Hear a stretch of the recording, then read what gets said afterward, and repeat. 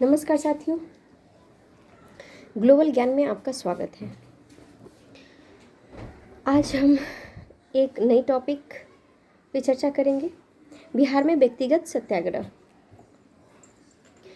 बिहार देश और समाज के प्रति हमेशा राजनीतिक चेतना का केंद्र बिंदु रहा है।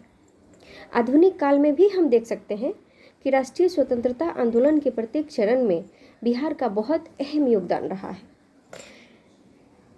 ब्रिटिश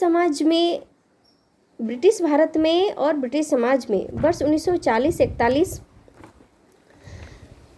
में व्यक्तिगत सत्याग्रह की शुरुआत हुई, जिसमें भी बिहार का महत्वपूर्ण योगदान रहा तथा बिहार के नेताओं ने इस आंदोलन को व्यापक आधार प्रदान किया।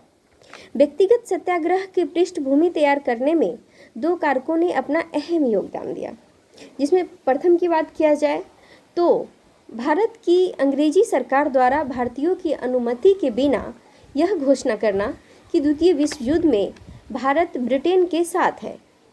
इस घोषणा में से ब्रिटेन भारतीय संसाधनों का इस्तेमाल अपनी विजय के लिए करने लगा। ऐसे में प्रांतीय कांग्रेसी मंत्रिमंडल ने इस्तीफा दे दिया। वायसराय लिनलिथ द्वारा पेश किया गया अगस्त प्रस्ताव भी मुस्लिम लीग की विभाजनकारी राजनीति को ही बढ़ावा दे रहा था।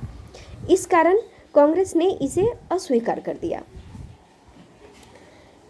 इस प्रकार ये दोनों ही परिस्थितियां कुल मिलाकर सत्याग्रह की जमीन तैयार कर रही थी।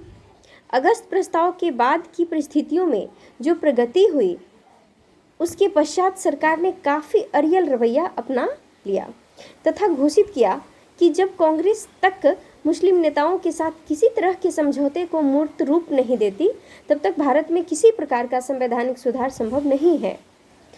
सरकार एक के बाद एक अध्यादेश जारी करती जा रही थी तथा अभिव्यक्ति की स्वतंत्रता, प्रेस की स्वतंत्रता तथा सभा करने का, संगठन बनाने का अधिकार जैसे अधिकार को लगातार समाप्त करती जा रही थी।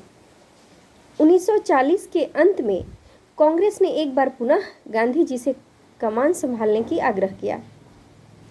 इसके पश्चात गांधी जी ने ऐसे कदम उठाने प्रारंभ कर दिए जिससे उनकी व्यापक रणनीति के अंतर्गत जनसंघर्ष की भूमिका का निर्माण होता।